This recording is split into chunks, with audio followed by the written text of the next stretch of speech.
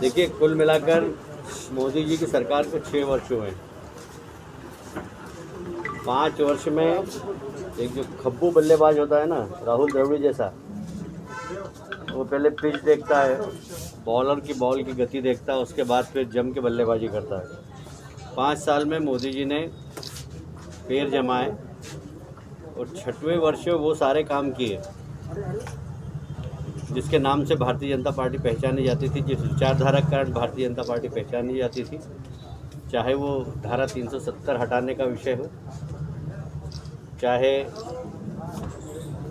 3 तलाक वाला विषय हो, चाहे राम मंदिर का विषय हो।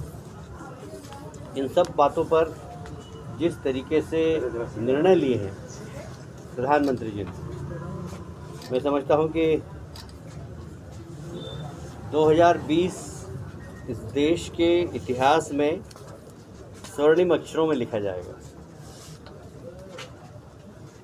मुझे लगता है कि आज़ादी के बाद बहुत सारी सरकारों ने काम किया है,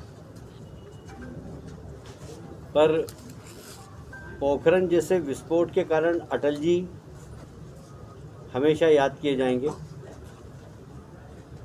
और धारा 370, नागरिक संशोधन अधिनियम, राम मंदिर का निर्माण, 3 तलाक, करतारपुर कॉरिडोर, बोडो समझौता, ये सारे जो साहसिक और राजनीतिक निर्णय देशहित के हुए हैं,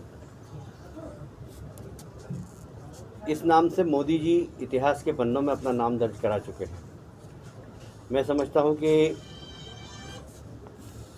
भारतीय जनता पार्टी की पहचान, भारतीय जनता पार्टी ने भारतीय जनसंघ से अपना राजनीतिक यात्रा प्रारंभ की और हमारा सबसे पहला यदि कोई नारा था तो एक देश में दो निशान, 2 प्रधान, 2 विधान नहीं चलेंगे। जब जम्मू कश्मीर में पंडित जवाहरलाल नेहरू जी ने धारा 370 लगाई थी, उस वक्त डॉक्टर श्यामा प्रसाद मुखर्जी जनसंघ के अध्यक्ष थे और सारे देश से जनसंघ के कार्यकर्ताओं ने डॉक्टर श्यामा प्रसाद मुखर्जी के नेतृत्व में जम्मू कश्मीर की जेलों को भर दिया था।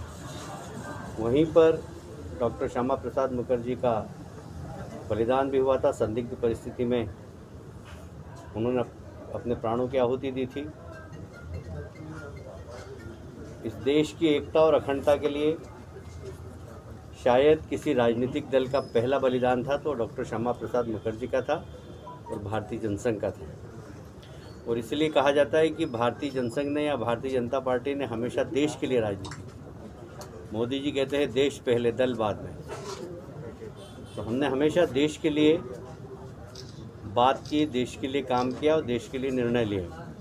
ये भारतीय जनता पार्टी की विशेषता है और विशेषकर 2020 वाला वर्ष स्वर्णिम अक्षरों में लिखा जाएगा। आप सभी जानते हैं कि प्रदेश में भी शिवराज जी के नेतृत्व में सरकार चल रही है।